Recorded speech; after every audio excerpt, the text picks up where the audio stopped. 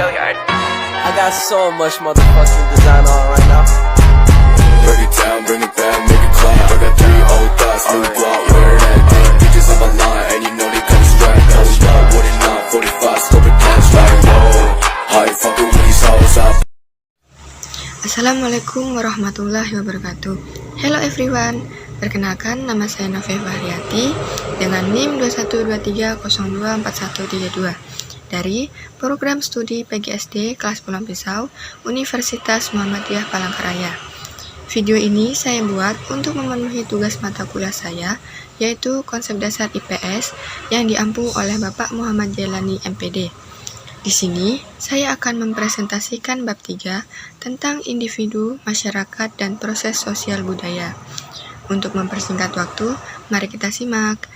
Individu adalah seorang manusia yang khas. Ia mempunyai kemampuan dan kebutuhan yang berbeda antara satu dengan yang lainnya. Untuk mengembangkan kemampuan dan memenuhi kebutuhannya, ia tidak bisa berdiri sendiri. Ia membutuhkan orang lain. Jadi, kita sebagai manusia saling membutuhkan bantuan manusia lainnya. Maka dari itu, kita harus hidup dengan baik dan sopan agar manusia di sekitar kita merasa nyaman. Kemudian, pengertian individu dan masyarakat. Apa sih kira-kira pengertiannya? Yuk kita simak. Yang pertama, individu. Individu berasal dari kata Latin, yaitu individuum, yang berarti satuan kecil yang tidak dapat dibagi lagi. Individu menurut konsep sosiologi artinya manusia yang hidup berdiri sendiri, tidak mempunyai kawan ataupun teman. Individu sebagai makhluk ciptaan Tuhan Yang Maha Esa, di dalam dirinya selalu dilengkapi dengan kelengkapan hidup meliputi raga, rasa, rasio, dan rukun. Kemudian yang kedua, masyarakat. Istilah masyarakat berasal dari bahasa Arab yaitu syaraka, yang berarti ikut serta, berpartisipasi, atau masyarakat yang berarti saling bergaul. Di dalam bahasa Inggris dipakai istilah society yang sebelumnya berasal dari kata Latin socius, berarti kawan. Pendapat sejenis juga terdapat dalam buku Sosiologi Kelompok dan Masalah Sosial karangan Abdul Shani tahun 1987. Dijelaskan bahwa perkataan masyarakat berasal dari kata musyarak, bahasa Arab, yang artinya berkumpul bersama, hidup bersama dengan saling berhubungan dan saling mempengaruhi. Selanjutnya, mendapat kesepakatan menjadi masyarakat dalam bahasa Indonesia. Menurut Sujono Sukanto tahun 1987, beberapa ciri masyarakat perkotaan yang menonjol adalah 1. Kehidupan keagamaan berkurang bila dibandingkan dengan pedesaan. Hal ini disebabkan adanya cara berpikir yang rasional yang berdasarkan pada perhitungan-perhitungan eksak. Kedua, orang kota umumnya dapat mengurus dirinya sendiri tanpa harus tergantung pada orang lain. Ketiga, pembagian kerja lebih tegas dan mempunyai batas-batas yang nyata. Keempat, kemungkinan untuk mendapatkan pekerjaan lebih banyak diperoleh daripada warga desa. Kelima, jalan pikiran yang rasional menyebabkan interaksi sosial berdasar kepentingan daripada faktor pribadi. Keenam, jalan kehidupan yang cepat mengakibatkan pentingnya faktor waktu. Dan yang terakhir yaitu ketujuh, perubahan sosial tampak jelas dan cepat sebagai akibat terbukanya pengaruh dari luar. Kemudian ada proses sosial budaya. Manusia senantiasa saling berhubungan dengan manusia lain atau melakukan kontak sosial. Hubungan antar individu yang saling mempengaruhi dalam hal pengetahuan, sikap, dan perilaku disebut interaksi sosial. Interaktif sosial dapat terjadi antar individu, individu dengan kelompok, dan antar kelompok. Dua orang yang saling bercakap-cakap adalah contoh interaksi antara individu dengan individu.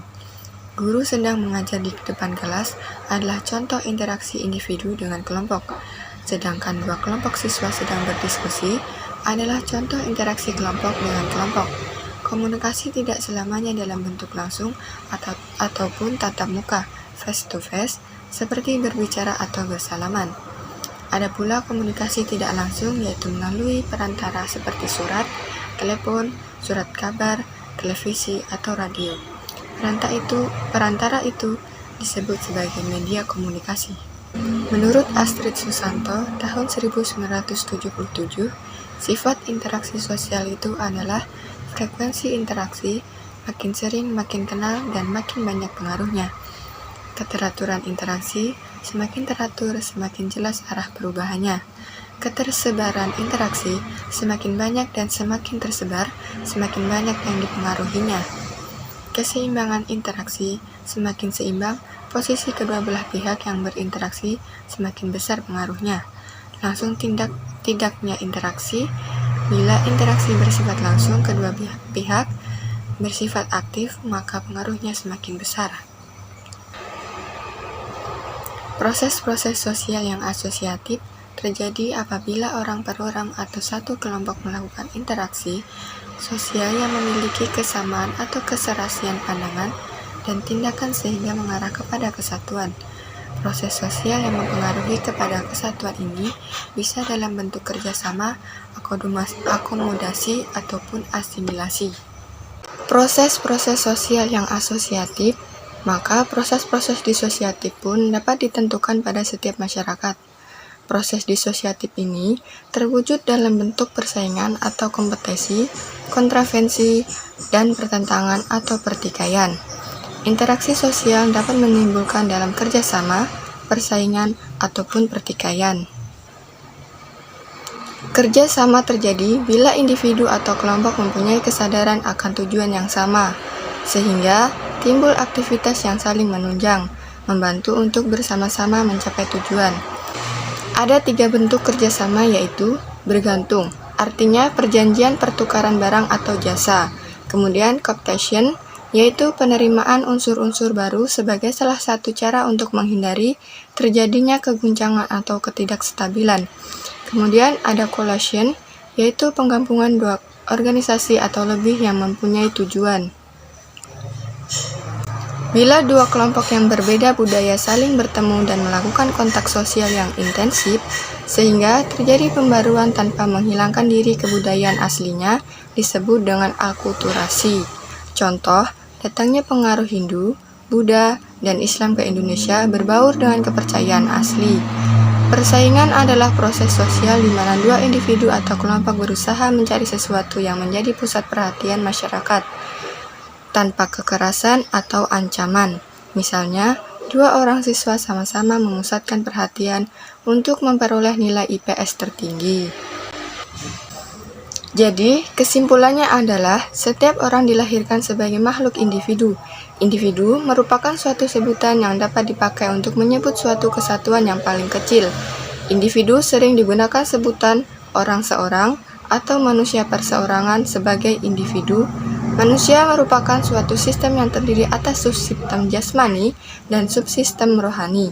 Jadi, individu adalah satu kesatuan utuh antara jasmani dan rohani.